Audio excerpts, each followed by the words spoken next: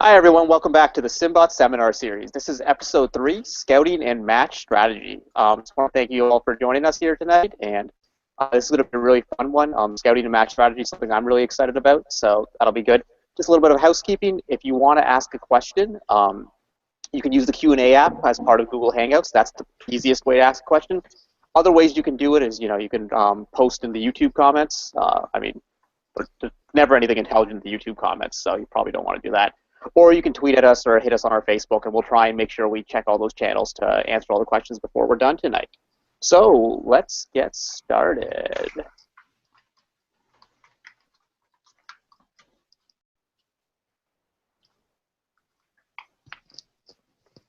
I'm Karthik Kanagasabapathy. I'm your presenter for tonight. I've been doing FIRST for a bunch of years with Team 1114. And one of the areas that I highly focus on is scouting and match strategy. At the regionals, that's kind of like my area, especially at the championship, of what I'm really into. I've done some other stuff. I gave a TEDx talk, which you might want to check out. And part of my day job, I work for Innovation First International and FIRST Robotics, and I help design all the VEX games, i.e. the VRC game and the VEX IQ game. So I've had a lot of experience, designing games to be strategically challenging and then trying to predict the strategies that will come into play in those games on a professional level, and on just on a hobby level. I do it as part of FRC. I've been doing it for a couple of years at least. So here's what we're going to talk about today. First, we're going to go over the scouting process. We're going to talk about things like pit scouting. We're going to talk about match scouting. Then we're going to talk about how you use that data in alliance selection. The second place where scouting is heavily used, match strategies, and I think this is something that doesn't get enough attention in FRC. I think there's so many teams just kind of go into the match and their goal is just to score a lot of points, which is a good, very high-level goal, but you need to have it broken down into more levels than that of how to do it. And the teams that are very successful are the ones who are really breaking things down and coming up with a plan. So we're going to talk about all that stuff. I hope to wrap up the slides in about 40 minutes or so, and then we can move on to a Q&A where we can take questions on this or any other topics about FRC that you might have, at least about strategy and such. If you're going to ask me mechanical design questions, you are asking the wrong person. So, the quotes, I went through these last week, don't want to go through them too much right now, but the one that I just kind of want to play on, limits like fears are often just an illusion. That comes up into play when it comes to strategy a lot, because a lot of times people say, hey, that strategy it just doesn't make any sense. Why would we try that? Well, don't impose limits on yourself, because trying out-of-the-box strategies may be your best chance to win. So what is scouting? Scouting is the process of collecting data at your team's event to help improve your play. So it's an area neglected by many teams, but a lot of teams are just so focused on getting their robot working, they aren't doing anything in the stands, which kind of boggles my mind, because there's so many FRC teams that are so huge, and then I see 50 kids in the stands who aren't watching matches. They're not interested in it at all. They're just there to dance the cha-cha slide and like run around with their face painted and whatever. And I mean, more power to you if that's what you want to do. However, scouting is something that anyone can learn how to do, and it is so crucial in giving your team an advantage in competition. It's also an excellent way to actually tangibly involve students at the competition. Instead of having students who just come along and they're part of your spirit team and they're cheering, you can give them something tangible to do where they can affect the bottom line and feel ownership over everything that's happening to the team at the competition. So scouting is crucial for two main reasons. Number one, it helps you predict your opponent's and your partner's strategy for future matches, so you can figure out what your partners are strong at, what they're going to excel at, and try and develop a match strategy. It helps you predict what your opponents are going to do, so you can make plans as such how you're going to run your match to better take advantage of the weaknesses of your opponents and avoid the strengths of your opponents. And also, it's crucial for alliance selection. Something that people, if you go into a FIRST event, like an FRC event rather, and it's a 60-team event, it is very easy for anyone, your grandmother, random hobo off the street, to tell you who the 4 best teams at the competition are. Like, if they watch an hour and a half of matches, most people can do that and you'll have a fairly good consensus. But it is very difficult to figure out the middle. Like, if you try and figure out the teams that are ranked 20th to 24th, that is a difficult challenge, and there's going to be very little consensus. And a lot of what we do with the eye test, and just kind of seeing which robots you remember, well, most people are only going to remember a handful of robots, and trying to differentiate between the rest is a challenge to do without actual data.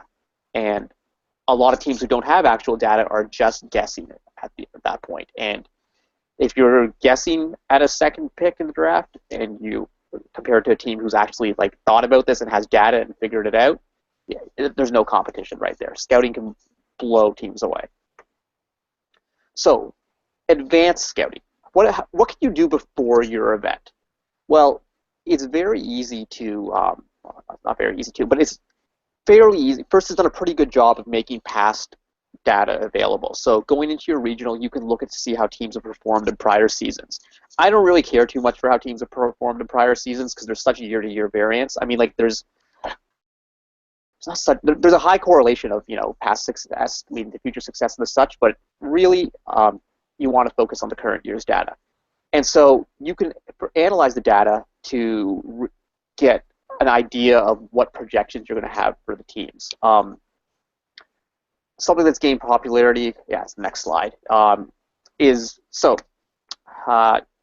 either way, high correlation between past success and future success, especially when you go into the first championship and every team has played once, twice, 3, 4 times. You would be foolish, well, not foolish, but you'd be giving up an advantage to go in blind to the championship. You want to have some data. You want to have things out there. So, how can I know how well a team has performed without watching all their matches? That's the question that OPR, as some people have coined it, offensive power ranking. I prefer to just refer to it as a regression ranking or a least squares analysis because that's precisely what it is. But how can you know how well a team has performed without watching any of their matches? Because realistically, not many people are going to sit through, if you are competing at the championship, how many people are going to sit through and watch every match from the Utah Regional? I mean, it takes a very special person to do that. So how are you going to figure out which teams were strong at the event? The easiest way would just be to look at, the easiest way would be to look at, this team won the event, they must be good. Well, that's a decent level of analysis, but we can do better than that. Some people will just look at the average scores, which is actually a very good piece of analysis, just to look at the alliance scores, find team 17, 29, 5 or whatever, and add up all their scores divided by the number of matches. That'll give you an idea of how they play. I do this a lot when spot checking teams, especially when someone posts on Chief Delphi or something and they just mention their team. I'll just quickly pull up Blue Alliance and be like, oh, okay, I saw what they did there. Average score is actually a decent indicator. However, that's not a true average score. That is the average score of their alliances. The ideal way to know how a team's performed would be to watch every single one of their matches and count how many points they scored or contributed towards. Again, we're saying not always possible. What can you do with just the numbers? Well, every match has 3 teams, and 3 teams are contributing to the score. What if there was a way of looking at each of those as a variable? So for each alliance, let T of I plus T of J plus T sub K equal S, where S is the amount of points scored by the alliance, and I, J, or K are tokenizers for teams at the event. So you have this giant matrix with the amount of rows equal to twice the number of matches played. So what that means is, for each match, each alliance gives you 1 row in the matrix, and all your variables are the teams at the regionals.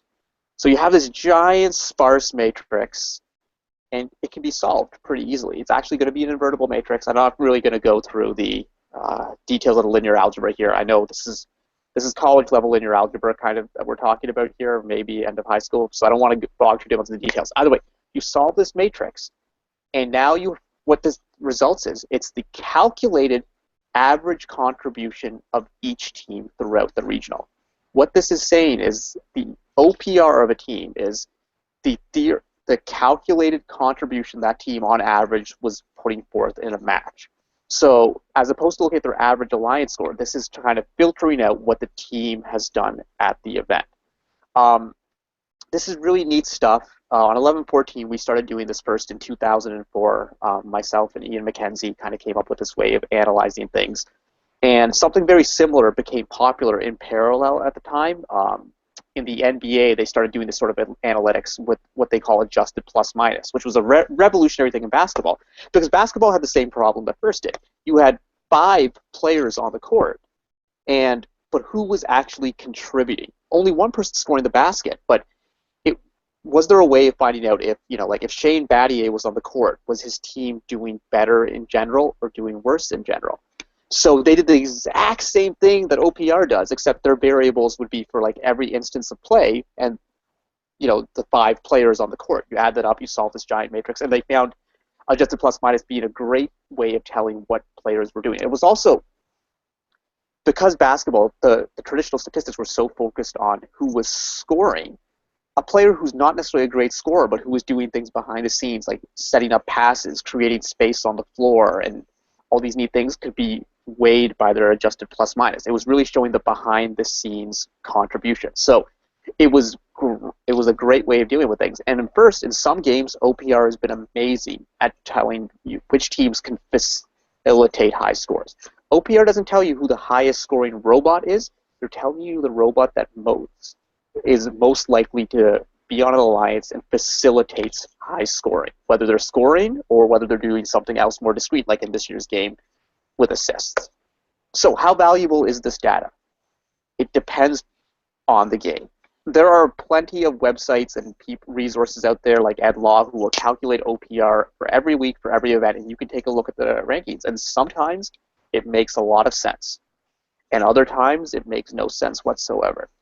So how can you tell, when you get the game for 2015, when we find, whatever the new game is going to be, right away you can get an idea if OPR is going to be useful or not. Some people will wait till the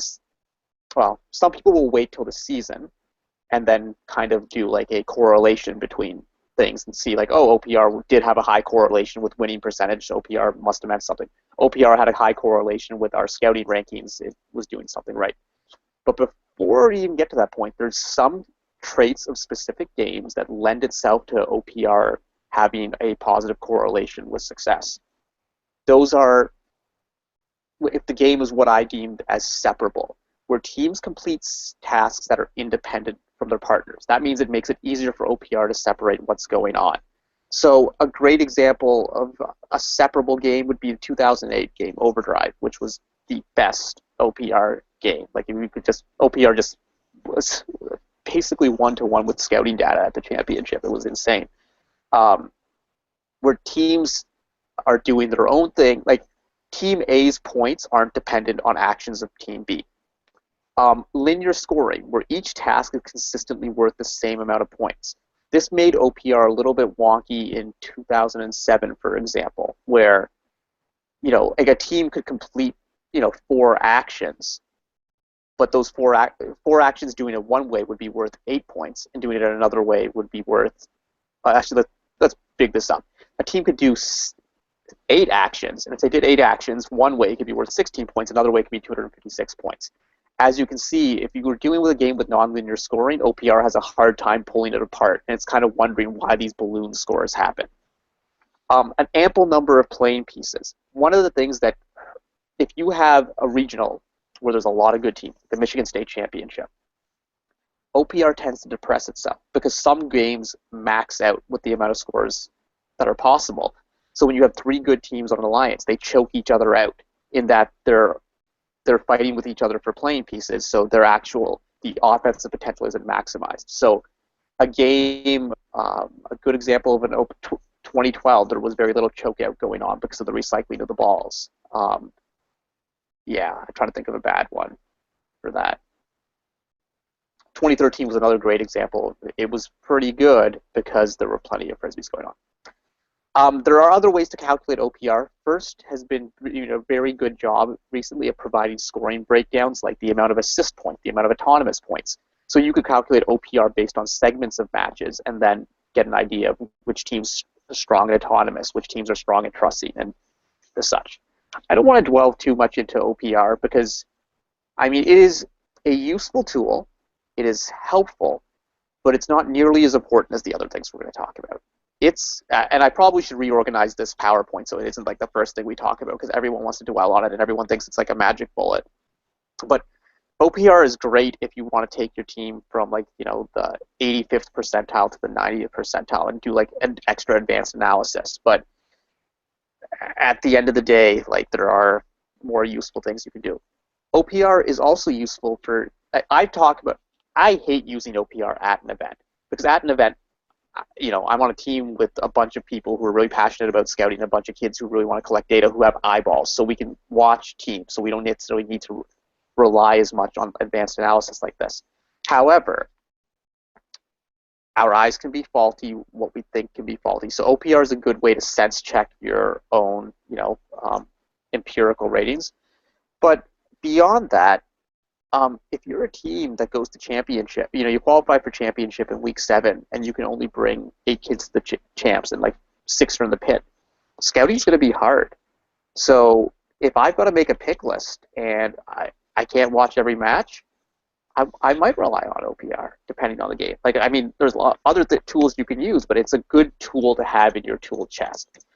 Anyone who wants to use OPR exclusively for scouting that's ridiculous. That makes no sense. OPR is something you need to have in your tool chest. You want to be able to have a lot of different types of analysis in your tool chest and pull them all together to create the best possible picture that'll help you model your aligned selection list.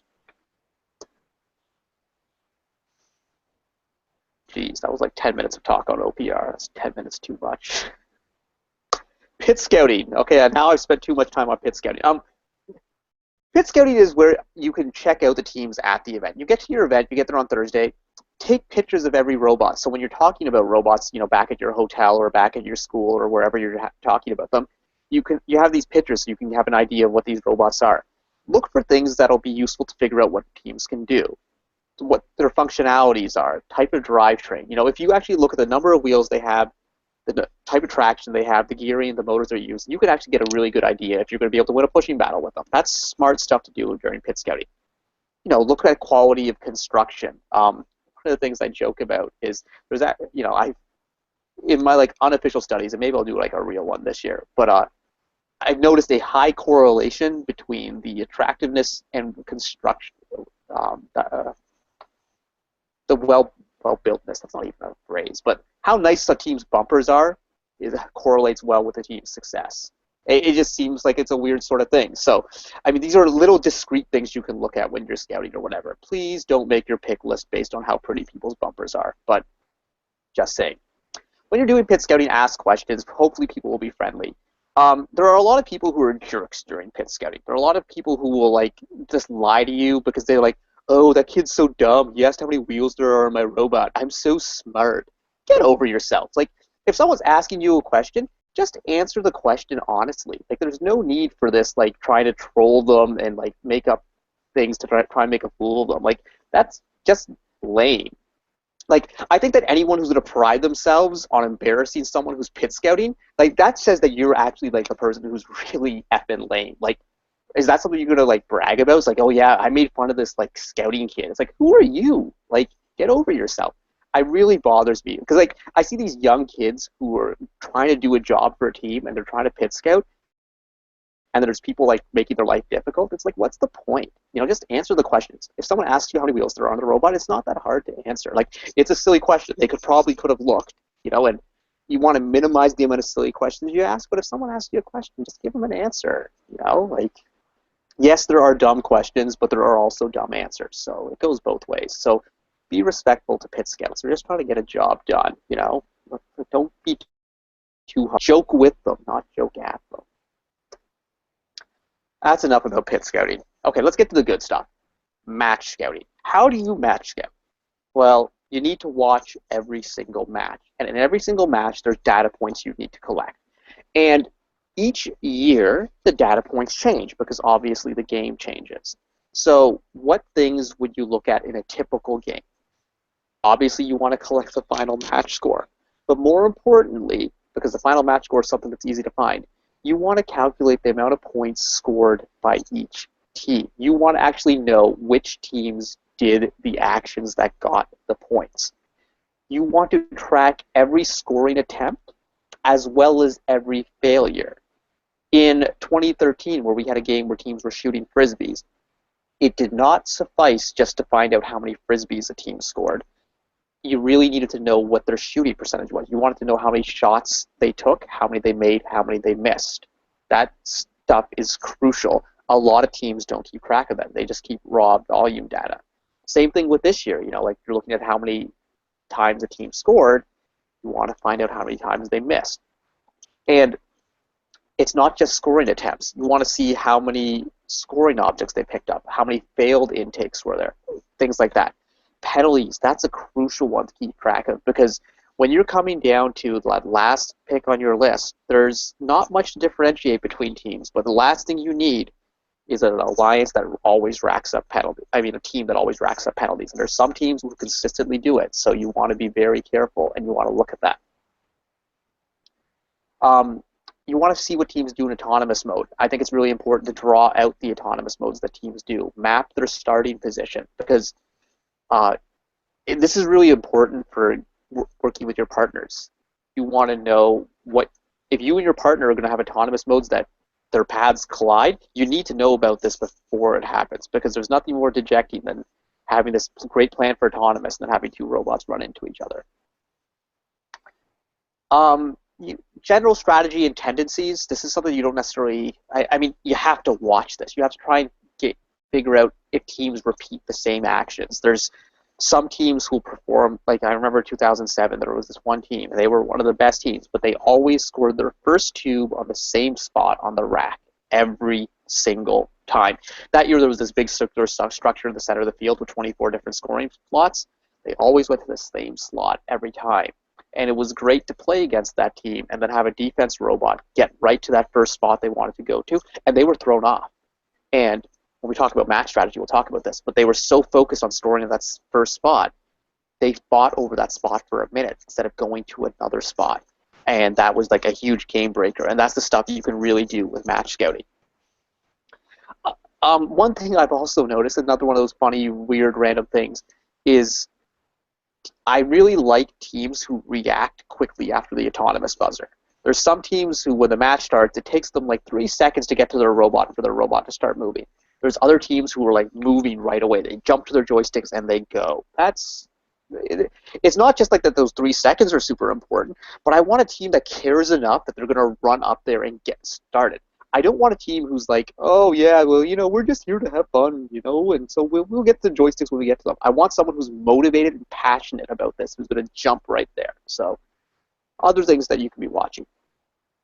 Now, really, if you have a stopwatch and your timing teams jump to the controls, that may be a little excessive, but watch. Yeah, I mean, if you have a lot of people, you can watch for a lot of things. You'll notice a lot of interesting things. You got to make sure you capture this data for every team in every match. So this year, things that we were capturing were where a team was in, the number of times a team inbounded, number of times a team's trust, number of times a team caught, which was 0 for basically everyone. Where they were trusting to, where they were shooting from, how many times they scored, how many times they missed. These are the sorts of things you were tracking on match-by-match basis. Very unfortunate about 2014. 2014 was a hard game to analyze the scouting data for, because your sample sizes were so small. Teams, like a good team in a really good match, would score 4 times. That was a phenomenal match, like a 4-cycle match. That's huge. Unfortunately, that doesn't give you much of a sample size at all to analyze things, compared to 2013, where good teams were scoring 12, 13, 14 frisbees, or the best teams were scoring 21, 22. When you have that many frisbees scored, you got a bigger sample size of data. You kind of make sense of it. But if a team is finishing 2, 3, 1 time a match, and they're only a finisher 4 times their 10 matches, that's a small sample size to work with, and it's hard to extrapolate based on data that way. A little bit of a tangent. How do you record all this data? I say that, here it says at least 3 to 6 people. Scouting is best with at least 6 people scouting. 1 person watching each robot on the field. and following that robot with their eyes, recording their actions. That's probably the least complicated way to do it. A lot of teams don't have that many people. That's, then you have to like do some makeshift things. Scouting is very tiring. Some people have a hard time focusing for the entire day, so you want to rotate team members and allow for ample breaks. If you force people to scout, it'll result in unreliable data. If you talk about like enthusiasm, one of the most powerful things you do, people, when they're enthusiastic about something, they do better at it. If you have people who don't want to scout, I mean, the data you're going to get is useless. They're going to not, like, for scouting to be useful, it has to be accurate. I'd rather have no scouting than inaccurate scouting, because inaccurate scouting makes you're working on false assumptions. So forcing people to scout, not the best idea. They have to want to do it. So how do you get people to want to scout? You have to make it fun. Scouting needs to be a fun thing. Like, hopefully, people on your first team find watching matches fun. Unfortunately, there's a lot of people who don't, like thousands of them. They come to competitions and they have zero interest in watching matches. Boggles my mind, but you have to find ways to make it fun for them. A team with a culture that respects scouting will result in better scouts. If scouting, like, humans do not respond well to busy work. Heck, even there's been studies that dolphins don't even respond well to busy work. If dolphins aren't going to respond to busy work, humans aren't going to. Like, dolphins get caught in tuna nets, humans don't. Well, some do. So if kids feel like the scouting data is not being used, they'll stop caring about the scouting. So it's really important that your tactician, your drive coach, your strategists, your drive team are looking at the data and actually caring about it. Because if the data is being collected for no reason, or maybe you'll look at it once throughout the whole weekend, your scouts are going to start to fade. They don't want to just be like filling in sheets for no reason. You have to make sure that it's respected. And the student leadership on the team and the mentor leadership needs to really respect scouting and not treat it as oh, well, you're just a scout because we have nothing else for you to do. Like on 11-14, like scouting seen as like it's a prestigious role to be on the scouting team, and that's we really push that to because we want some of our best kids to be scouts because we know how important this data is. But I see so many other teams where it's like, oh, well, you didn't make drive team and you didn't make chairman's presenter and you're not going to be in the pits, so you're scouting, and that's just not the way to incentivize it. We also do this thing. They're called Simbucks, and what Simbucks are, it's a fake currency that we use in the stands, and we actually have kids gamble, and kids and mentors gamble on matches with the fake currency. And what this does is, like, for example, the lead scouting mentor might say, okay, in this next match, will 2056's Alliance do 5 cycles? Or will they do more than 4.5 cycles or less than 4.5 cycles?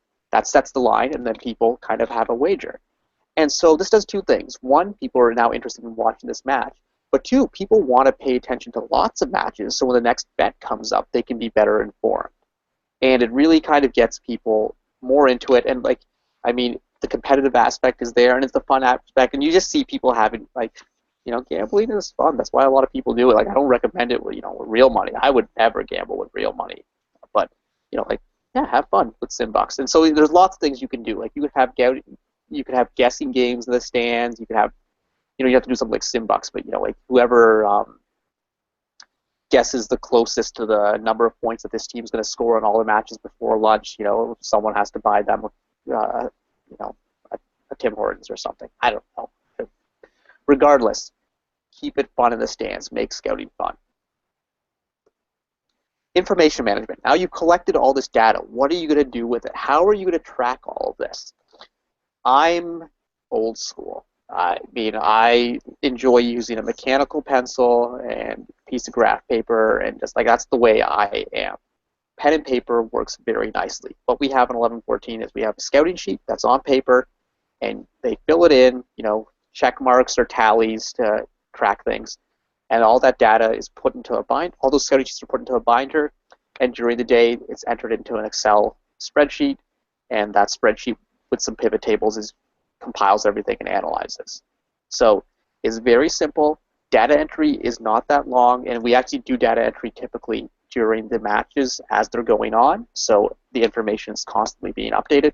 It's simple, it works. You have paper copies of everything in case something's not working, and it's easy for anyone to use. That's the most basic way to do it, and I'm a big fan of it.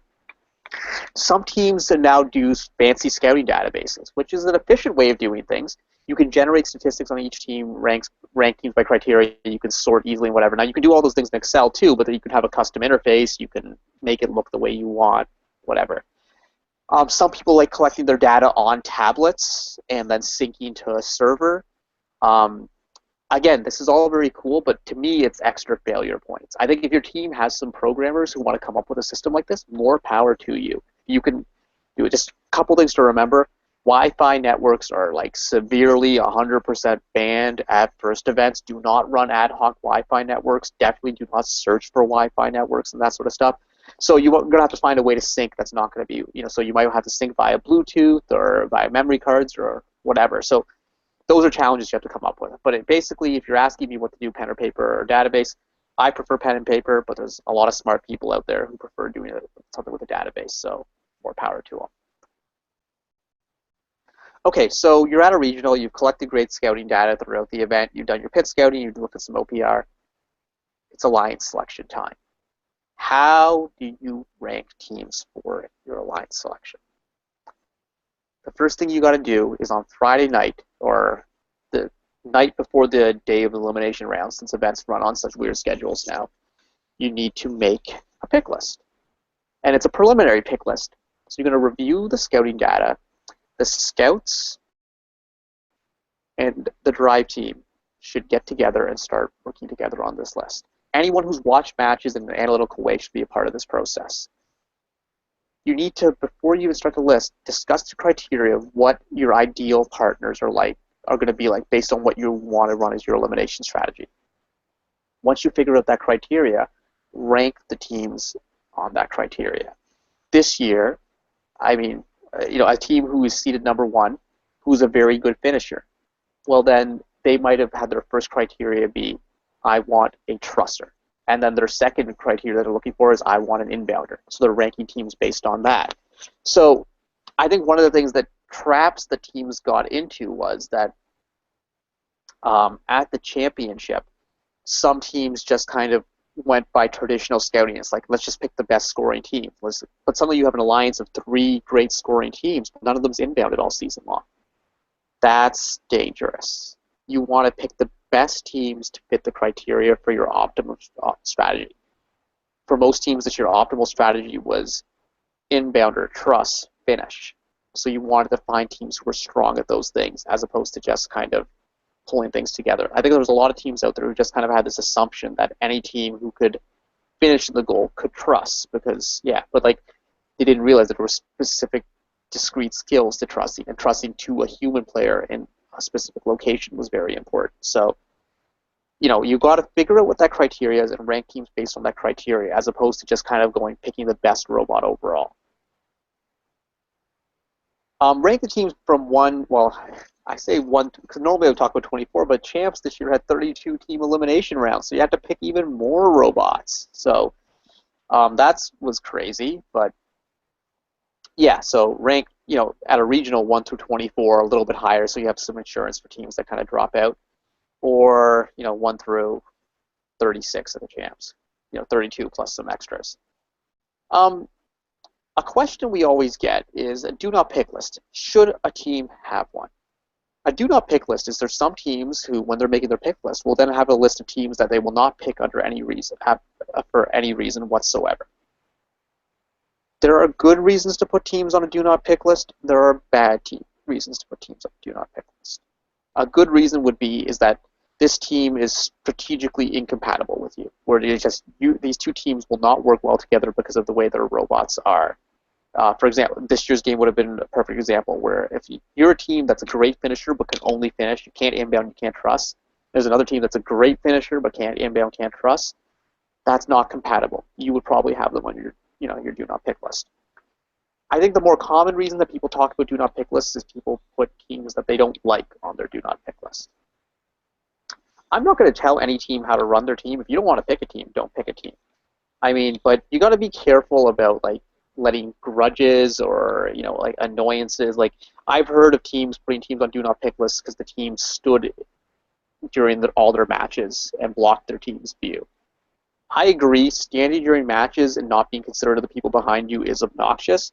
Is that really a reason to put a team on a do not pick list? That's, bordering on excessive is what I'd say. However, there are times where if there's a team and you just cannot get along with their drive coach, you think their drive coach is obnoxious and doesn't listen, well, if he doesn't listen, that means the strategies aren't going to really work. That's probably a good reason to have someone on a do not pick list. So is it excessive? Not necessarily. It depends on how you use it. You use common sense when we're doing these things here, guys. Like, most teams can come to a common goal of trying to find the optimal strategy. The reasons I like to have teams on do not pick lists are incompatible on the field or incompatible during strategic discussions. So now you come to Saturday, you have your pick list, your preliminary pick list. You need to tweak it through Saturday's matches. However, you cannot be overreactive to what happens on Saturday because remember, you watched a whole bunch of matches on Thursday and Friday. That's a big sample size. If you see a team have one spectacular match or one terrible match on Saturday morning, you cannot let that affect what happens on your list. It can affect it, but it shouldn't be the determining factor. Don't fall into the trap of recency bias, where the last match you see is the last thing you think about. Think about the team across their 10 or 12 qualifying matches.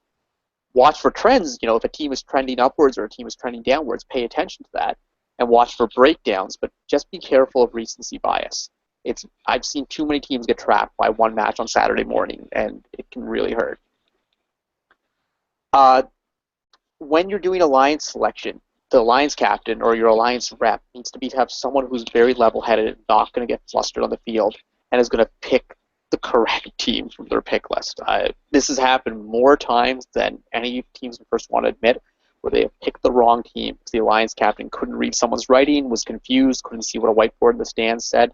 So have someone who's mature, responsible, and isn't going to get nervous about speaking in front of thousands of people. Also remember that the second pick is crucial to the success of your alliance. At every event, excellent teams get missed in the first round and are available in the second round. I wasn't at FIRST Championship this year. I missed it. It sucked. But I was blown away by the alliance selection results when I saw them, because I didn't want to judge because I wasn't there. So after championship, I watched a lot of matches. The Blue Alliance. Thank you guys for getting all those matches up there. I watched tons of them, and some of the picks just didn't make any sense. And these crazy alliances formed that 359, 118, and 4334. That should never have happened. There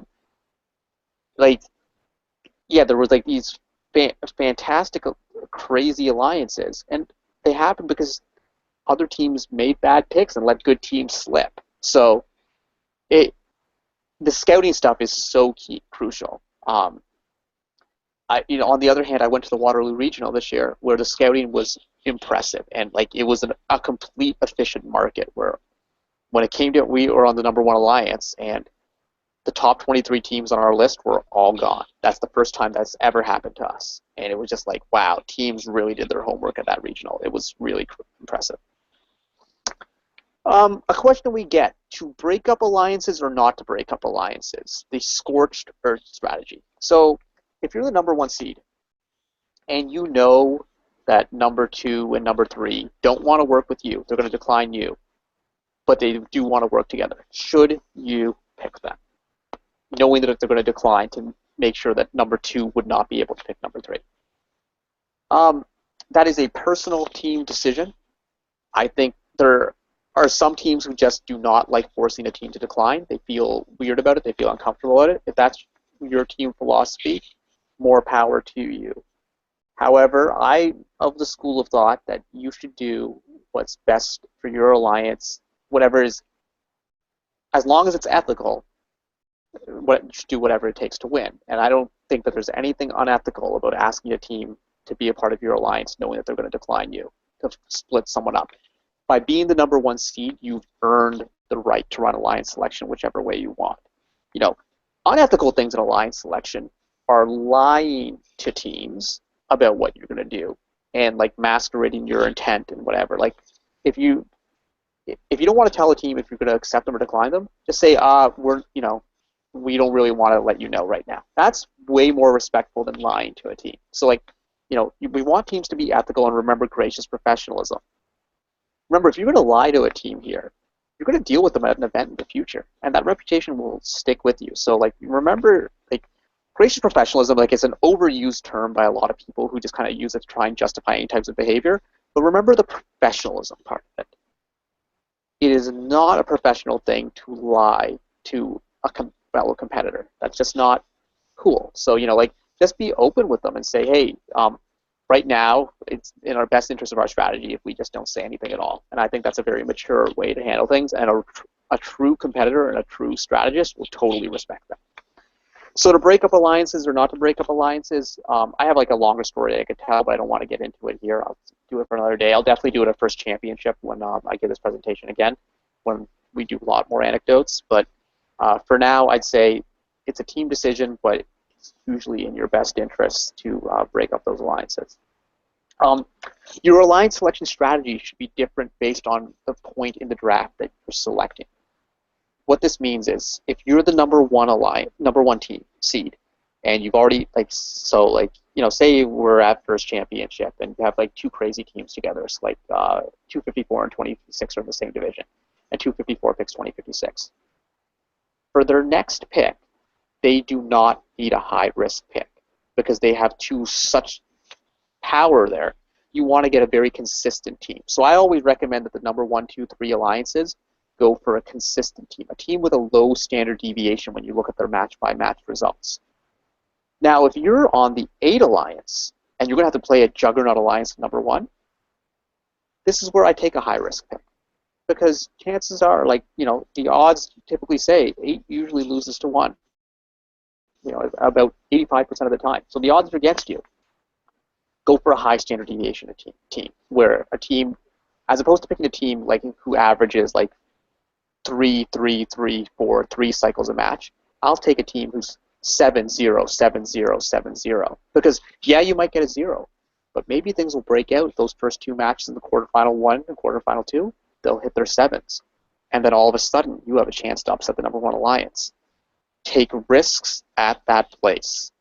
You have the advantage in the alliance selection at number 8 because you're picking, you've got the 16th and 17th pick in a row, and you already know who number 1 and 2, what they are. So you'll know what that is. So you can decide if you want to go with a guns out strategy like that. All right, now we're at the match strategies point of this thing. So this seminar is going longer than I thought. This always happens. When it comes to match strategies, it comes down to planning and execution. You want to set up a really good plan before the match. You want to effectively communicate the plan to minimize the amount of execution errors that can happen. This is probably the most important part of the competition. When you get to the competition, your robot is your robot. You cannot change that at that point unless you're crazy. But for the most part, your robot is your robot. The ways you can get legs up into competition are scouting and strategy. Good scouting with good strategy can allow a mediocre robot to win the majority of their matches. Good strategy and a good robot are almost an unbeatable combination. In FIRST, there's a lot of luck that goes into things, and luck is, everywhere. There's factors that are uncontrollable. There's a high deviation of what happens from match to match. The best teams are not the teams who get lucky. A lot of people say that. The best teams are the teams who minimize the amount of areas that luck can have an impact on them. And a great way of doing that is with strategy and scouting. So let's talk more about match strategies. To develop a good set of strategies, you need to know what you can do.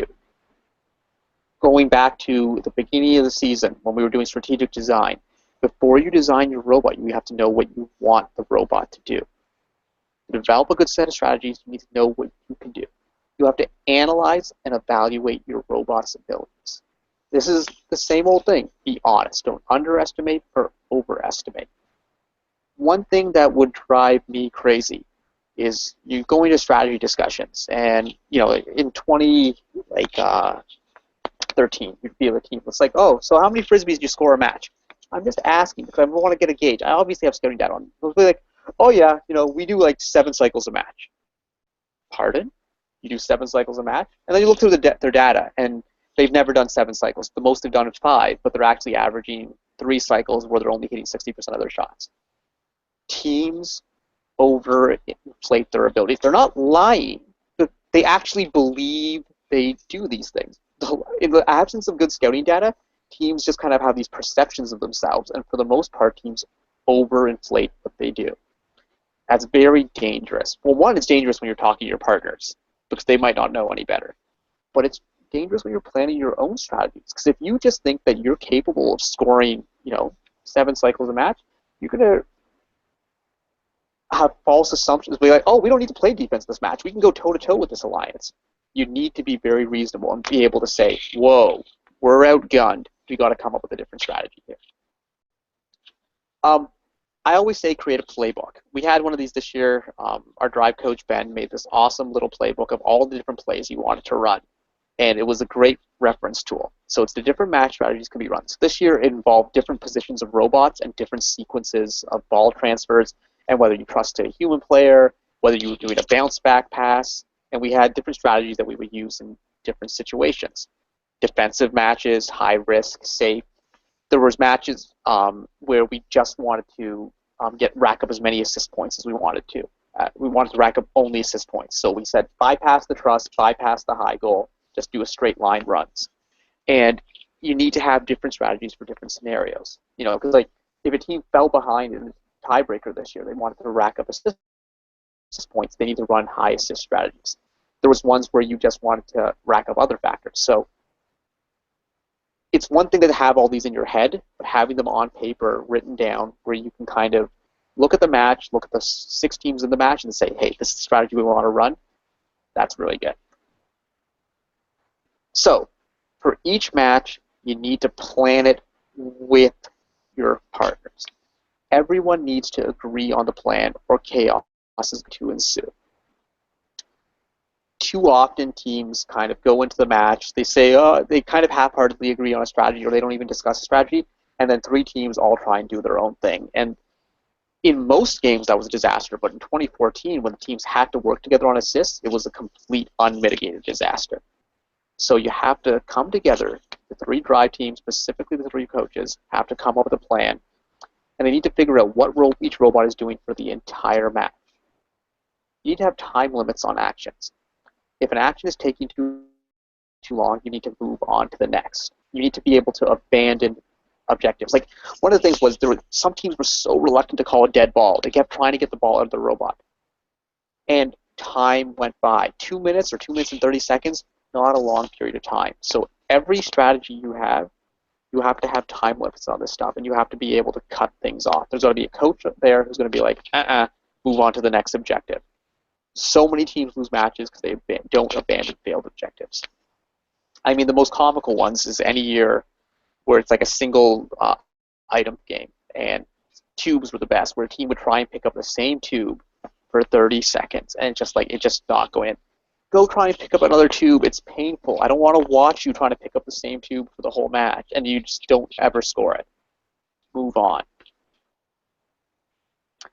Each plan should have a contingency. So this year, one of the first contingencies you talk about is you have 3 balls in auto. Who's going to clear the missed balls? Team alliances who figured that out in advance had a huge jump start over other alliances. No matter what, teams are going to miss balls this year. That was a fact of life. Even the best alliances miss balls. You have to have a plan on who's going to clear those out. You have to have a plan on what to do if a team dies, if you call a dead ball, or if a team's just not working. Who do you skip in the cycle? How does the cycle get rearranged? When you're in any match, winning the match is the first priority. Showcasing features is second. Your job is to win the match with the agreed strategy that your 3 teams came together with. If the teams have all agreed that, hey, okay, we're going to focus all on showcasing ourselves here, even if it doesn't give us the best chance to win, that's fine, but everyone has to agree. So if your plan is to, hey, our team's going to agree on a strategy, and then we're just going to showcase like what we want to focus on, just because you're trying to get picked by another alliance, that's dirty. Agree to a plan and do it. Not playing to win is no different than throwing a match. You want to give your all to win. So the best way that all three teams are going to come together. Don't ever leave your partners out there to hang out to dry. It's just not cool. Also, throwing matches in general is unacceptable. I don't even know why I need to say this in a presentation, but you should not be throwing matches. You have partners. Don't throw matches. Never mislead your partner about your abilities. If you can't do something, make sure they know that. We talked about this just a couple minutes ago. Don't overestimate and overinflate what you can do. For three teams to come together with a good strategy, you have to be honest about what all three teams can do. You need to always make sure your strategies work together so that no two teams are trying to occupy the same space on the field. Leave each other room. Usually you can cut the field up into zones, and that's a good way of working it. If it gets too, like 2013 was a great example where two teams would be trying to load from the same two loading spots right beside each other, and they'd be bumping into each other, and they'd be hitting each other as they're trying to get out of there, and they were slowing each other down. I mean, the best matches that we played in 2011 was when it was with us in 2056 at the Waterloo Regional, and it just, like, watch those matches on YouTube. We just flowed so beautifully. One team would go to score, and then the next team would go to score. And we were like tagging in and out, and it was almost like ballet. So it's really important that your strategies are complementary and that the teams are flowing together around the field, not jamming one area up. Also, if two robots enter the same area of the field, it means that one robot could probably defend. And that's really, really bad, because then you have the other alliance has a 2-on-1 advantage on the other side of the field. Coaching a match. We talked about this a little bit on the first webinar. We'll go over it again. The field coach cannot be overstated. They're so, so important. Drivers can only watch their own robot and the immediate area around the robot. The coach is watching the whole field, keeping track of everything. And since the coach is keeping track of everything, they have more influence. So the coach should be making the decisions to deviate from the initial strategy. No one else. The drivers should not be making strategic decisions during the match. Listen to the coach. It's very important for the field coaches to all communicate with each other. We usually like to try and designate one field coach as kind of like overall in charge of making sure that everyone's communicating with each other and kind of controlling the flow of the entire match. Coaches always have to keep your drivers aware of what's going on. Make sure your drivers know what's happening and they're not waiting on you. You have to be constantly giving them information. Also, pinning is something that comes up in first. And the best teams in first will pin for 4.5 seconds and then back off because they're watching the referee. A lot of teams will back out of pin counts early. So you want to pin for as long as you can. Now there's some teams who watch one ref and they pin for, they think for 4.5 seconds, but you have to be very careful. If you're going to push it to the edge of the pinning, some refs will call that 5th second very quickly, while other refs unfortunately call that 5th second very slowly. You have to make on-the-fly decisions. Teams, we talked about teams losing matches because they wouldn't abandon failed objectives. Another one is some teams behave in a very static manner. They do the same things over and over again. So if you aren't able to think dynamically out there, you hurt your chances. Basic stuff, your drivers do not have time to look at the real-time score or the clock, so you need to be giving them information, especially on how much time is left. Focus on what's happening on the field and never lose sight of the main goal, winning the match. If you fall behind by 60 points early, don't panic, calmly reevaluate and come up with a new plan. One of the most common mistakes I see are teams who, they come into a match like, okay, we're going to win this match with defense. We're going to win this match with defense. And then they fall down huge in auto, down by like 70 points. You're not going to come back anymore by just playing defense. You have to make sure you score at least 70 points. So you may need to shift more into an offensive strategy even though you didn't want to at first. That one's really, really important. Like I just find it comedic when I see teams that are losing like 150 points and they're just still hammering on defense. It's like, no, guys, it's time to switch things up. On the other hand, if at the end of the match you find yourself you're up by 20, 30 points, you may want to turn on the defense instead of trying to pile it on the score, because those extra points aren't probably going to help you as much anymore, because there's a limit to how many points teams can score at the very end. But if you focus on keeping their score down, you can lock that match up. The strategy of take a lead and then play defense is a lot better than trying to play the strategy of play defense, fall behind, and then try and catch up. Leave it all on the field. And I can't say this one enough, but give it your all. Like, don't be afraid of damage. Take risks out there. And, one of the things we like to say is drive it like you stole it. Trust your pit crew to fix things for you. That being said, don't be stupid. Don't take crazy, unnecessary risks. Our team has taken our fair share of unnecessary risks in the past. And it's like, you got to be careful about that. But you don't want to destroy your robot where it's, where it's useless for the rest of the competition. But, don't be tentative out there. You built this robot to compete with it. You know how it's often said design is an iterative process? Matches are an iterative process.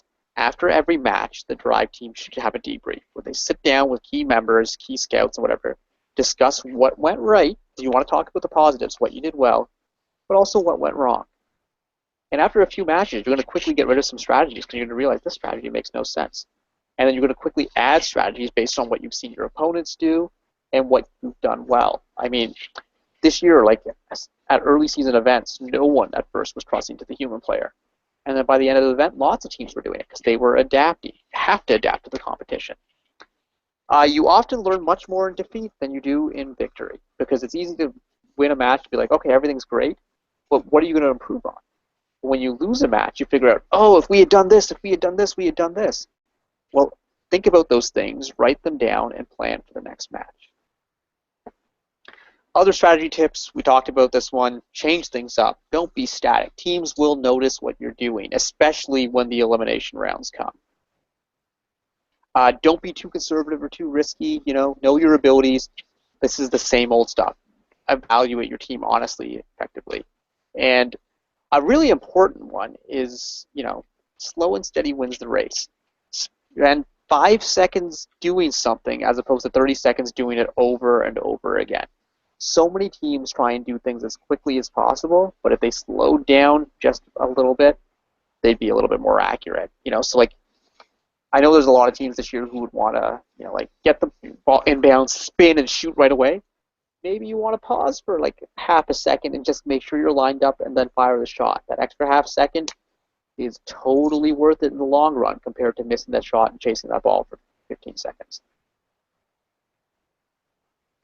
As you get ready for the finals, this is a permanent alliance that's sticking together for the rest of the day. So make sure everyone knows each other and start planning for the first round. Have a meeting, come up with your plans. You can talk about detailed contingency plans, and there's no reason to hide anything anymore because, hey, you're with them. This is for better or for worse. In the elimination rounds, you have to be prepared for more defense. The defense really, really picks up because some teams realize there's no way they're going to outscore a crazy alliance, so they have to play deep.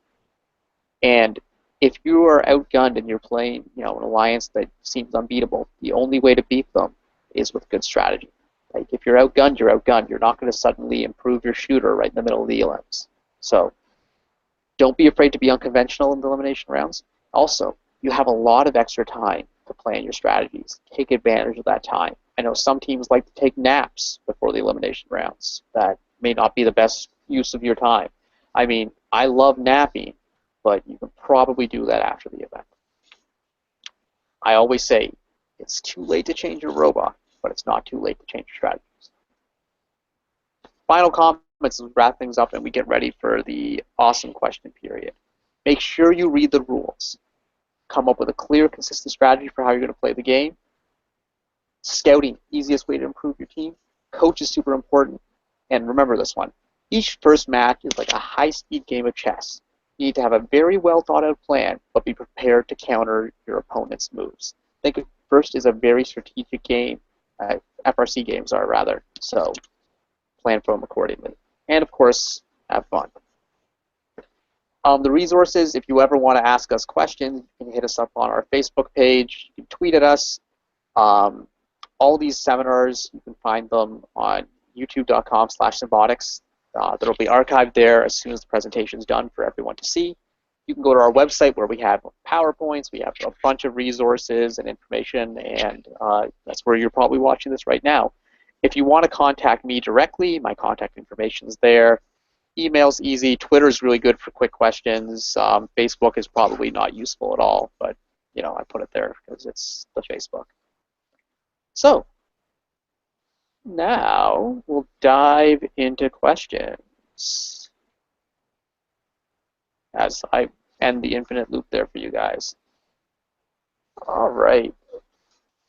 Let me just grab a drink of water here.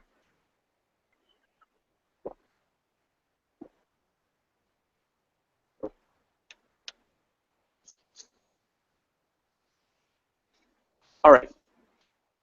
How do you scout defensive play? The biggest thing to look at with defensive play, I mean, if you want to empirically look at defensive play, the one thing to look at is you could take a team. You could look at a team's normal baseline score, so like the offensive team, and then look at a match where they had defense played on by the defensive team, and look to see what the defensive team did to the offensive team's score. So if the offensive team was averaging, 6.5 cycles a match, but when they had targeted defense from the defensive team, and it dropped to 3, hey, that's a good, numerical way of looking at defense. On the flip side, a lot of the defense watching is eyeballing it, and a lot of the best defensive picks I've seen is teams who pick strong offensive robots and convert them into defense robots for the finals by going on the quality of their drivetrain. When we're looking, because a lot of the times, a lot of teams don't play defense during qualifying rounds because they're busy trying to showcase their robot and trying to get through their scoring stuff, which is really, a big part of what they're trying to do. So, drivetrain strength is a big thing, and that's one of the reasons why teams with 6-wheel drives, 8-wheel drives tend to get picked more often than mechanical robots, because a mechanical robot's not going to do double duty as your defense robot for you. Could you provide some examples of qualitative data that Symbotics observed this year? How did you make sure qualitative data was recorded consistently between scouts? We typically don't record any qualitative data.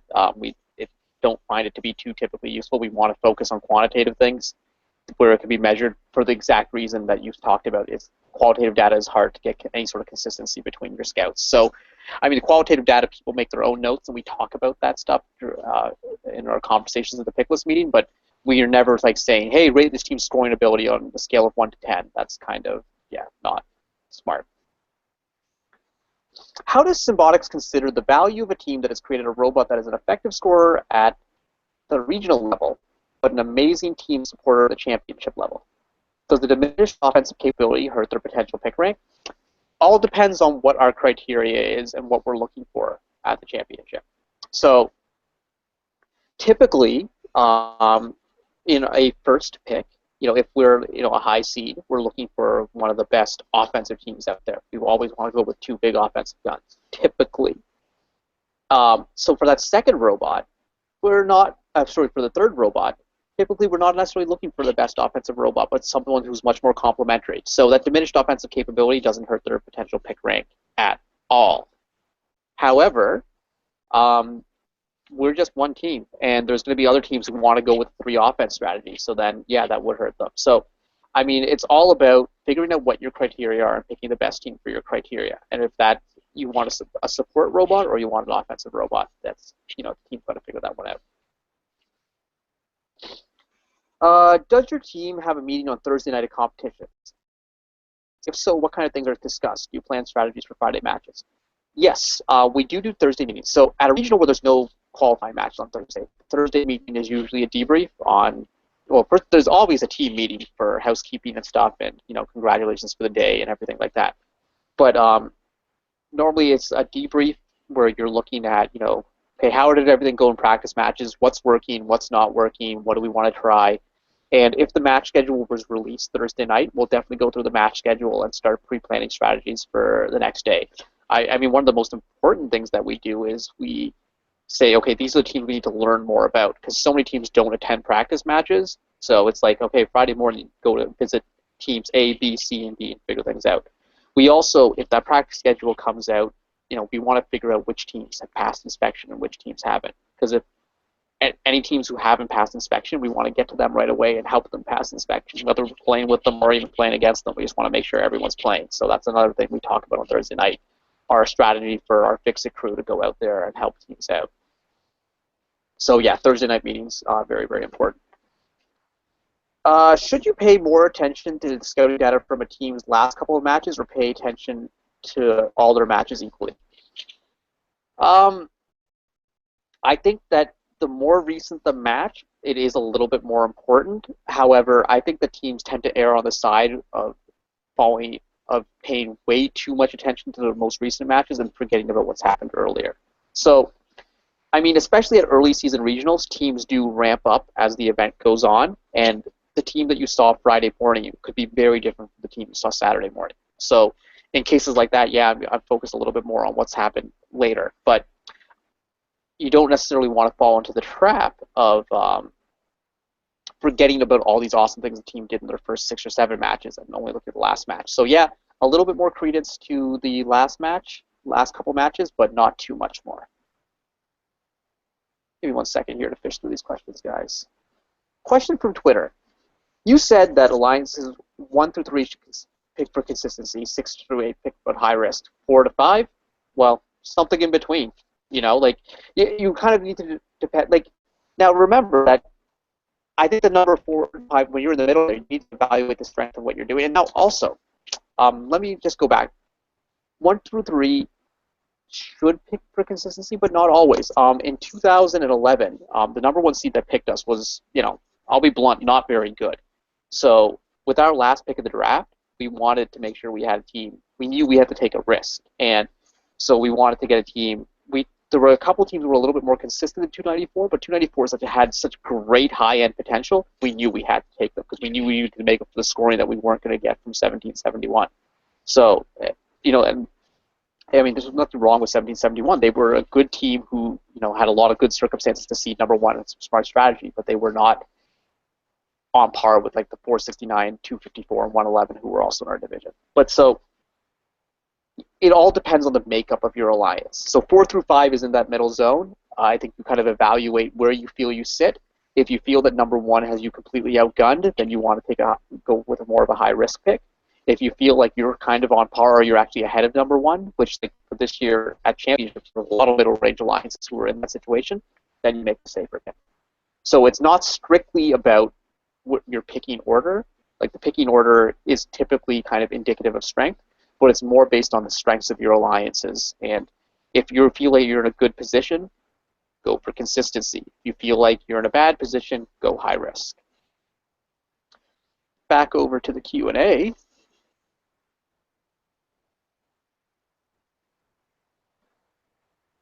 Sorry, my Q&A stuff is just loading up here. There we go.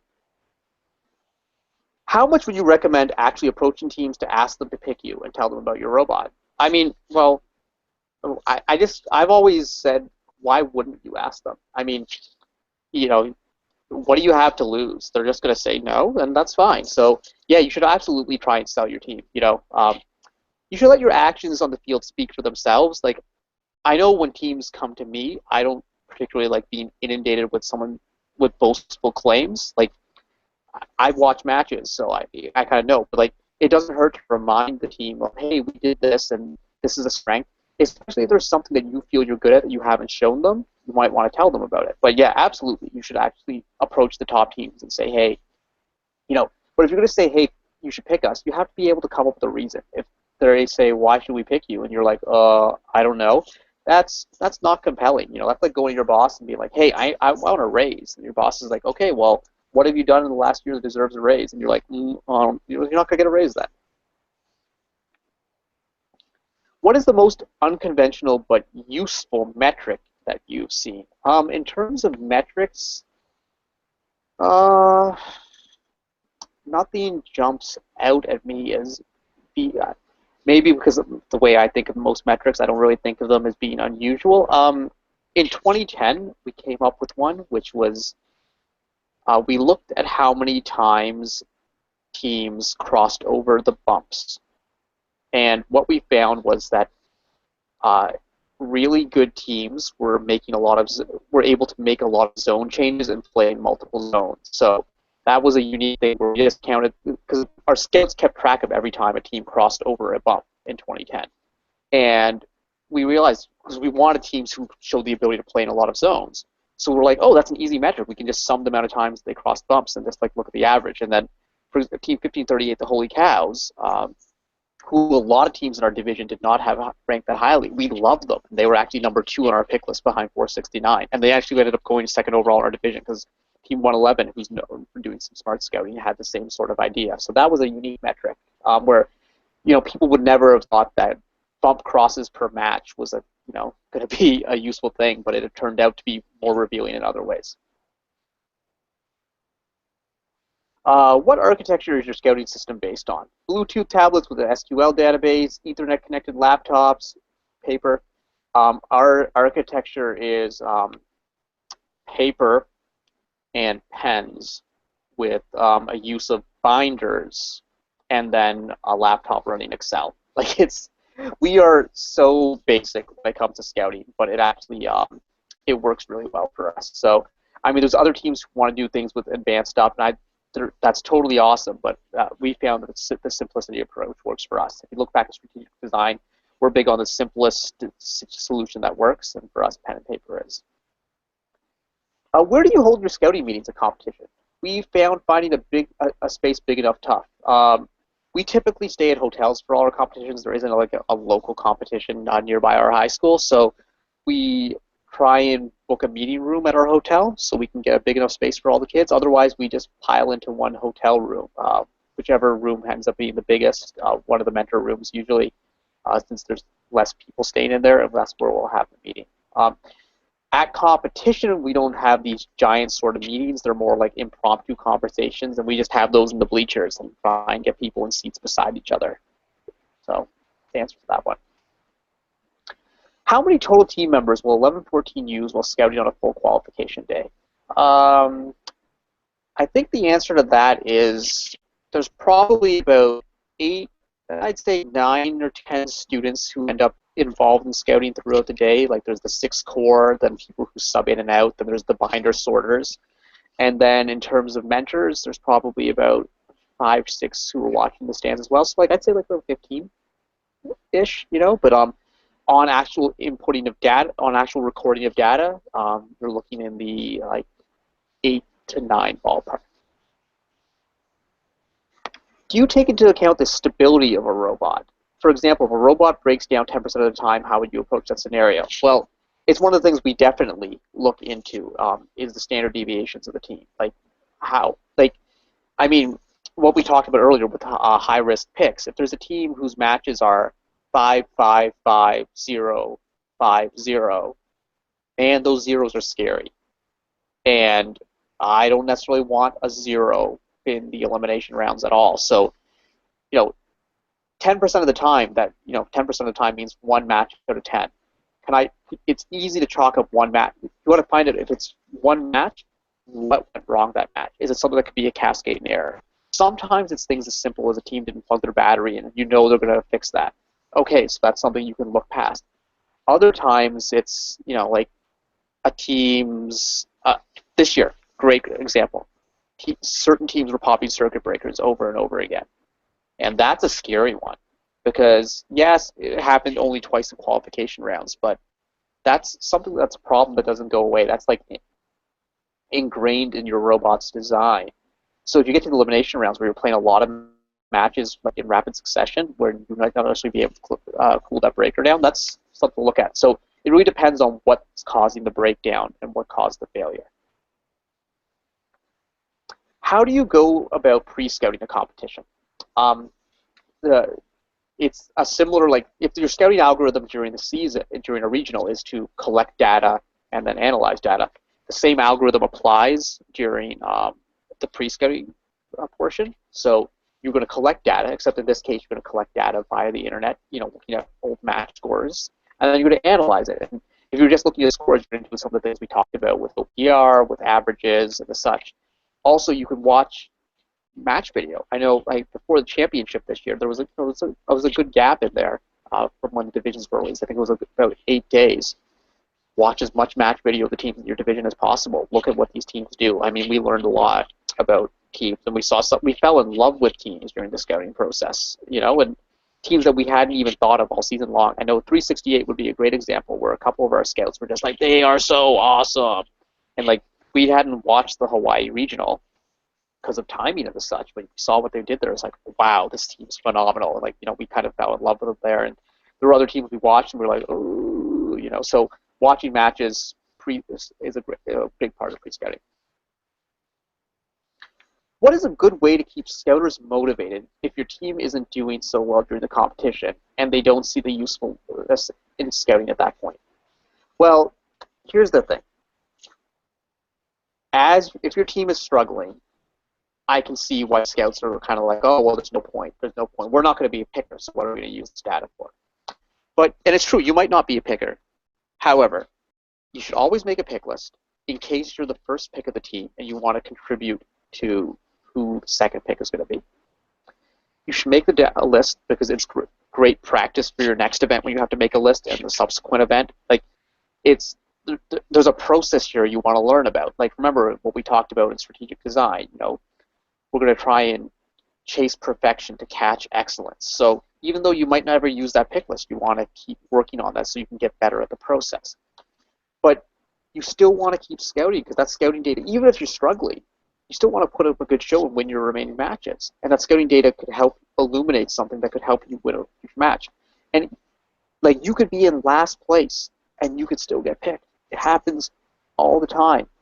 And so if you get picked in the elimination rounds, you want to come to the strategy discussion and you want to contribute as much as you can. And your two teams who pick you might not have great scouting data, so it's important to come with that. I know there are some teams who have been picked in the past because they have good scouting data, and that was a tiebreaker. So even if you're struggling, that would be a good selling point. You could tell teams, like, we have a lot of data here that you might not have, and we could be very useful. So it's trying to sell them on that part of the usefulness. It's not an easy sell because it's easy to tap out when your team is struggling in a competition, but it's something you can do. How many people do you have for doing data analysis, i.e. for making the pick list? It would be great to include the whole team, but for us that's 60 people. We have 30 scouters. Well, I mean, I've always believed that you should include everyone who's scouted matches in an analytical way to start making the pick list. Then what we do on our team is we kind of go through the meeting, and as it goes on, and the people who aren't contributing, because there will be a lot of people who are just kind of sitting by and not saying much, well, then you try and spur a conversation out of them. But if they're not going to contribute at all, then you kind of clear it out. So we do the first part, the easy part, with everyone. And then as people get tired, we kind of say, okay, guys, like, it's 9:30. Does anyone want to go to bed? And then some people will slowly step out. And we try and bring it down to a smaller group. And that smaller group is the people who were most intent on watching matches and paying careful attention. And they can do the hard stuff, which is that bottom part of the list. So I think you should definitely, like, you want to try and include everyone who scouted. They put it together. They did a lot of hard work. They watched a lot of matches, and they have important information that you don't want to miss. But you want to try and do that data dump early and then try and break it down into a smaller group, because I agree it can be difficult if you have like 30 scouts. What are some useful resources for scouting? The Blue Alliance is a good one, but doesn't necessarily give the most data. Well, I mean, the Blue Alliance, I don't know what more data you want. Like, you will need the data handed to you on a platter that with the analysis already done. The Blue Alliance gives you all the match scores, so that's the best place to go right there, because then you can do the analysis and do what you want with the match scores. So, and the Blue Alliance or the FIRST website are the two best resources that you have. Like, there's some teams who publish their data during an event, but that's kind of rare. So, I mean, yeah, like, the best resource is collecting your own data. So, yeah. In 2014's game, what statistic was most important to Symbotics when picking alliances? Assist, teleop, autonomous, OPR, DPR, CCWM. There's abbreviations. I don't even know what they are up there. 2014, our pick list process was the least data-driven as it has ever been because of the small sample sizes of what was going on.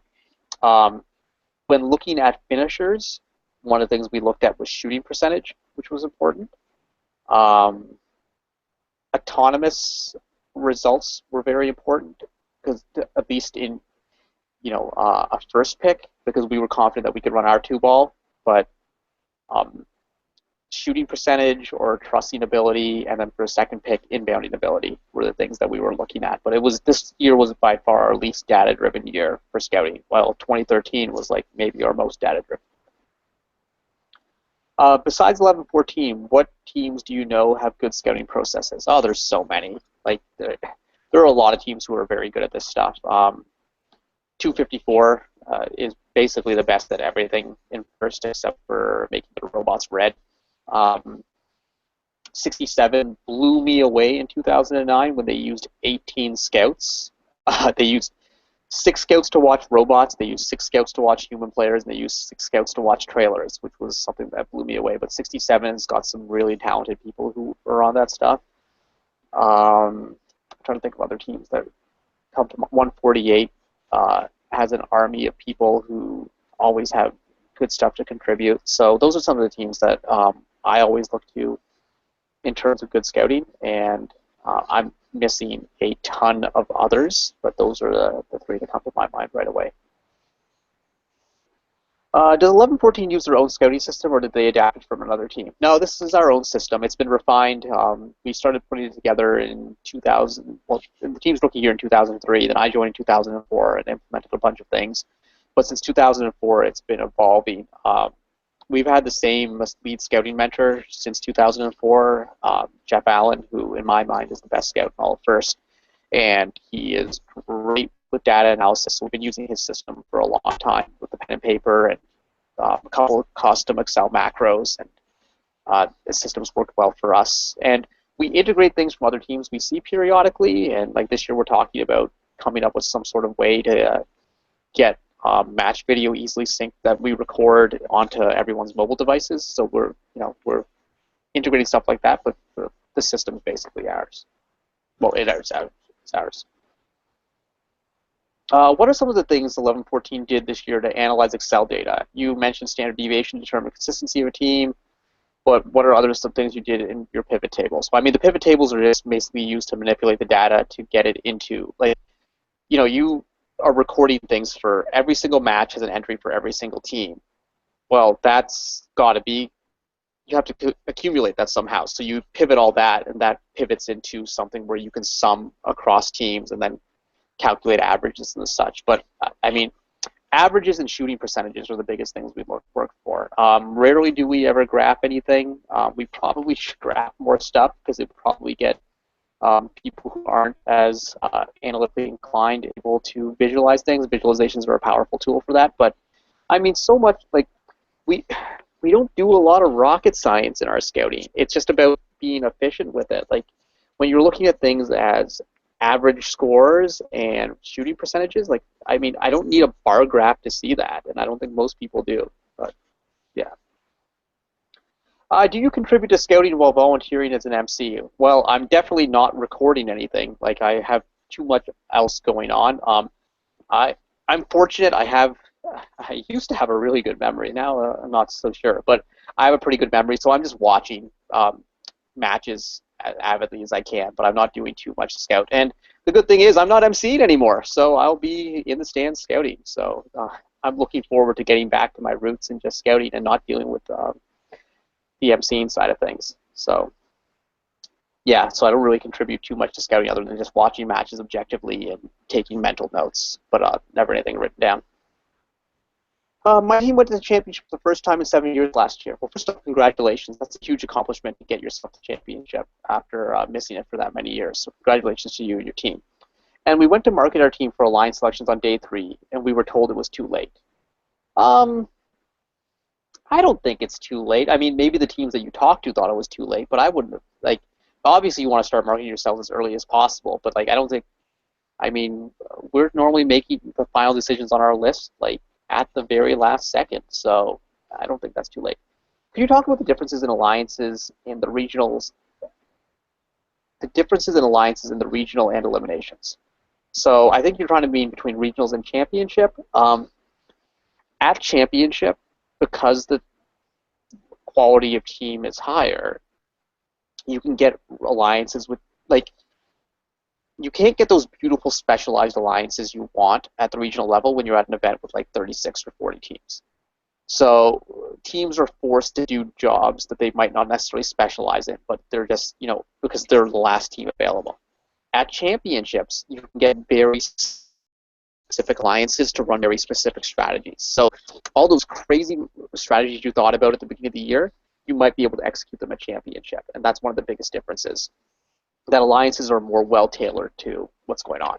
And of course, like, this quality of play is generally higher. As far as the 2014 game, what was the most unorthodox strategy that had the most impact in your most game impact in your opinion? Oh, that one's an easy one. Goalie sticks. Many teams discounted the possibility of goalies. Limits like peers are often just an illusion. So many teams abandoned this thinking it would be impossible. And the teams who did have them, it dramatically changed the strategy, because by just denying a team one ball in autonomous, by the champs elims, the teams were so well matched that teams were basically going cycle for cycle. So if you could just cross one ball off an auto, you're crossing the ball points off, but you're also slowing down the start of cycles. And that was just by far the most, it was unorthodox and had the biggest impact. The other one was Team 4334 coming up with the little bounce back trampoline pass, which really allowed for some really quick inbounding, which completely changed how IRI was played this summer. So that was another unorthodox strategy. People thought of assists and the ball has to pass through a robot. They didn't really think of the ball bouncing off a robot. In my opinion, that never should have been ruled an assist, but that's neither here nor there.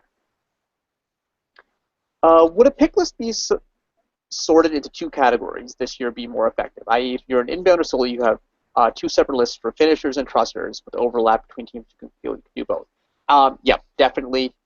This year, most years I thought you could kind of go with a very linear kind of pick list, just have things in order, but I think this year it almost had the flow chart where, so you have, like, okay, if you're a finisher and you pick a truster, then you're going to go for an inbounder next. But if you pick a different team, it's more like, it's basically kind of like a flow chart of how your pick goes. What do you do when a team? I lost the question. What do you do when a team don't want to accept your proposed strategy? For example, when the other team want to shoot because they want to show off their robot, but they are not the best to do so in the alliance. It's all about coming to consensus. All three teams have to come to some sort of agreement. And so there's going to be one team who's going to be really, really stubborn about shooting. I mean, you just need to try and work together and try and massage it and show to them, hey, well, the numbers show that, you guys are Team C, but Team B is actually the best scorer. Sometimes it would help, instead of Team B claiming they're the best scorer, if Team A would back them up, and Team A would be actually, yeah, we think Team B should score because they're the best scorer. Because then it's not a team who's doing it out of self-interest. So that's one way to convince teams. Another way is to show data, but you have to come to a consensus before that match starts. Because if two teams are going to fight over the ball, it's no good. You're definitely going to be better off letting that worst shooting team shoot as opposed to fighting over the ball. Have you ever had a team ask you for scouting data about another robot? What was your response? Oh yeah, all the time teams come to us and ask for scouting data. We don't like to share too much of our scouting data during competitions. We feel it's one of those things that we want to collect on our own, and also we've had bad situations where, like, teams have been upset that they were ranked low, they had a lower rank in our scouting data. So we kind of speak in generalities, and it really depends on who the team is and how much we feel we can trust them and how open we are in our relationship with them. So, but we're definitely not going to broadcast our scouting data. There's some teams who are very open with their scouting data and they publish it for everyone. That's not something we're about to do for a variety of reasons. Not that we want to hide it, but more that we don't want to be responsible for teams making decisions based on our scouting data. So we will share scouting data from time to time. How much information do you want to reveal during qualification matches to your alliance? Yes, you want to do the best to win, but surely you've got to reserve something for when it matters in eliminations. Yeah, I agree, but there's very few like secret strategies that we've had over the years that we've wanted to keep in our pocket. Like, I mean, there's some teams out there who are like think that they have these like super sneaky, crazy strategies that they're only going to reveal for the elimination rounds. I mean, I don't really like running a strategy that we've never run before the elimination rounds because that's a risk in itself. So we were like, you know, when we're talking to our alliance partners, we're very forthcoming. We don't try and hide too much about our robot. What was your favorite match to watch in terms of strategy and why? Um, I mean, if I'm gonna, I could, I don't want to talk about 11-14 matches exclusively. Otherwise, I'm gonna say Einstein, Final 2-2 and 2-3 were my favorites to watch this year. But some of the matches on Archimedes, I thought, I think it was the alliance of the 1918 alliance, and I can't remember the other teams that were on it, but they were basically doing a strategy where the ball never hit the ground. It was inbounded to a robot who trusts the other human player, who inbounded into a robot who trusts to a robot who's shooting at the goal, who popped it right in. That was the number 8 alliance on Archimedes, and they knocked off 2056 and 399. And I just thought, I mean, those matches were painful to me to watch because I obviously want to see 2056 do well. They're our BFF, but those matches were amazing to watch. It was a really cool strategy, and 2056 countered it well in the second match, but just it was great. It was good to see, and it was unique. So that was a really fun match. Do you feel that a team gains any significant advantage by having a mentor as a drive coach instead of a student, specifically when it comes to students being intimidated by disagreeing with an adult coach on Alliance? I think that a team has an advantage by having a person with a strong enough personality that they're not going to be intimidated as a drive coach. That can be a mentor, or that can be a student. So I think you're more likely to have a mentor who's not going to be intimidated because of their age, their maturity, their experiences in life, that, you know, based on what they've done. However, I mean, there are a lot of mentors in this program who are completely socially inept, and I think they would easily get intimidated during strategy discussions. So, and I think there's a lot of students who would do a much better job at it than them. So it's not necessarily about mentor versus student. I think it's to look at the individuals and see who's stronger on what's going on. That being said, I think, you know, in generalities, an adult is going to be a little bit better in that role than a student. Also, someone who's had more experience in FRC, so a mentor who, especially there's so many mentors now who are alums like myself, you know, who competed as a student and then went through college and then went on to mentor. So someone who's had a lot of experience, that's a big thing. Say you get an unlucky draw of having 2 boxes on wheels for your alliance partners. How do you approach this kind of matchup? Well, you've got to look at these so-called boxes on wheels and figure out what they do well. I mean, they've got to be able to do something. So I thought one of the coolest strategies this year was, I think 148 and 118 both used this in Texas events, where 148 would, let me try and think about how this went. Yes, like one team would inbound, and so the box on wheels was actually the finisher. And so a team would inbound, pass it to like 148 or 118. They would then trust to the human player. They would then retrieve it from the human player. Then they would drop the ball right in front of the logo. And then the box on wheels would just push it into the logo. And that box on wheels would get an assist for that. So that was an easy way to get a 3-assist cycle with only one robot doing heavy lifting. Because the first assist is going to be an easy one, where it's just going to be a pass-through right through the intake. And then 148 picked up the ball, and that was the you know, like the second assist, and they would do a trust to get some extra points. But then they would drop it right in front of the goal. And so that was a way of finding an effective way to use the box on wheels. So it's about finding ways to use them. You can always come up with something. I mean, in the 2010 season, we did not lose a single qualifying match, and we had plenty of boxes on wheels as partners, and you just have to work with them and find ways to do it. It's definitely not impossible. I mean, it's hard, but it can be done. But I think the best thing is when you approach the strategy discussion, don't think of them as boxes on wheels. Think of them as you want to like if you want to try and get the best out of someone, you have to think of them in a positive light. If you're going to go into that as like, oh, I'm paired with two boxes on wheels, you're not going to get too far. It's like, okay, how can I get the most out of these teams? What can they do to contribute to the alliance? What do they want to do? You know, what were the most ridiculously good alliances you have ever seen? Um, 2009 championships, teams 111, 67, and 971. That was insane alliance. Don't know how that one got created. Just amazing. The 2011 World Champs, team 254, 111, and 973. Again, 973 should not have been available as a second round pick. And so in terms of like well-formed across the board strong alliances, off the top of my head, those are the two best I could ever think of.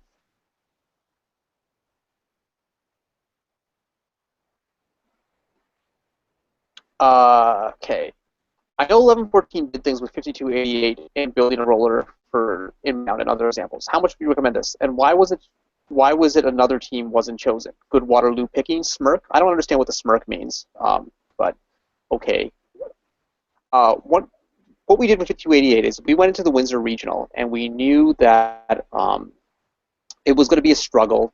Our first two events with the last pick, we were on the number one alliance. We were the number one seed. We were on the number one alliance both times. And with our last pick, we were unable to get a team who could complete an assist. So we were doing two assist cycles, and we were falling behind, and we weren't going to win that way. Like we almost got out of the semifinals in Waterloo with two assist cycles, which was phenomenal, but it just wasn't going to happen. So we knew we had to do three assists, but we knew at Windsor we would have the same sort of problem. So we decided to build an intake before the Windsor Regional that we could easily reassemble at the competition to make sure it fit within all withholding allowance rules and everything as such, and make sure we could add it to a robot. And so on Thursday, we scouted every single robot there, and we looked for the teams that were most compatible that we would be able to add this intake onto.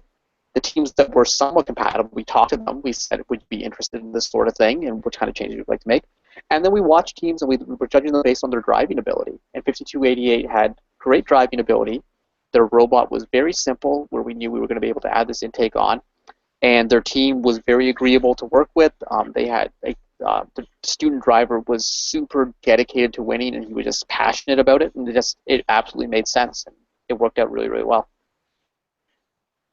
I have noticed that teams tend to overestimate the abilities of teams with beautifully painted aluminum or fancy LEDs. Jorge Ayala, you are absolutely correct. Would you recommend to invest during the build season in those two things? No, I would not, because teams that tend to overestimate those things typically aren't the best teams. And so, I mean, if you want to get picked and you're just caring about getting picked, then sure. Having a powder-coated robot makes it easier to get picked, or having LEDs, because you're more memorable and people will associate that with high quality. That being said, if I had the choice to dedicate resources during the build season to fancy LEDs and paint, or to improving my robot functionality, I would improve my robot functionality, because that's going to have a much better likelihood of increasing your ability to get picked. When is the optimal time to create the final pick list? Last year our team did it around the last 5 matches or so, but we had the last match, so the only input the drive team got was via text. Should we do the whiteboard in the stands so everyone is there? Our final pick list, our pick list just kind of evolves on Saturday morning, and basically it's after we play our last matches that we try and finalize things, but sometimes when we're in the last match we try and finalize it a little bit earlier, so it's only like little adjustments. In general, the drive team doesn't have too much to say about our Saturday pick list, because they aren't watching many matches on Saturday at all, so we get their input Friday night, they have that input, but it's basically kind of done by the scouts in the stands. The whiteboard is a very good thing for multiple reasons. One, it's a backup. So if the kid on the field doesn't cross something out, it's good to have a kid in the stands holding the whiteboard up to communicate to them. If you make a change, for example, if Team A picks Team B, and then Team A really wants to pick Team C with their next pick, but Team B is like, no, we can't work with Team C, and then Team A is like, okay, we'll pick Team D. The kid on the field only has Team C written down. So the whiteboard's a great way for last-second changes. So I think it's a nice thing to do. But if you are going to use a whiteboard, make sure the writing is legible. Okay, I think we're down to the end here. So we're going to answer one last question here, and it's from Alex Vu. If your team has a match record with your robot dying on the field often, but you were able to fix the problem by elims, how would you convince other teams to pick you in a line selection? Say you're a no-name team. You got to go to all the potential alliance captains. You need to tell them that your robot is now working, and you need to show them. So one of the things that we've done before, if a team's not working their last match, but they tell us it's fixed, we say, let's go to the practice field. And we take the team out to the practice field, and we run it around the practice field. So telling teams so they at least have the idea that you're working is a good start, but then actually demonstrating it on the practice field is probably the best way of doing it. So that's the end of tonight's presentation. Thanks to everyone who joined. Thanks to everyone who asked questions. This will be available online, youtube.com/Simbotics. And tune in next week. We're going to change pace completely. We talked a lot about strategy and running a team. We're going to get into the nitty-gritty mechanical details. Ben Bennett, our drive coach and our lead mechanical engineer, is going to do a presentation on drivetrain design. It's going to talk about the different types of drivetrains, talk about using a weighted objective table to decide what type of drivetrain is best, pros and cons of a bunch of different systems, and everything like that. So it's a really good one, especially these last few seminars have been focused on strategy. For people who are more mechanically inclined, this is a must-see presentation on drivetrain design, and it gets into a lot of in-depth physics, so if you're into that sort of stuff, this is a good one for you.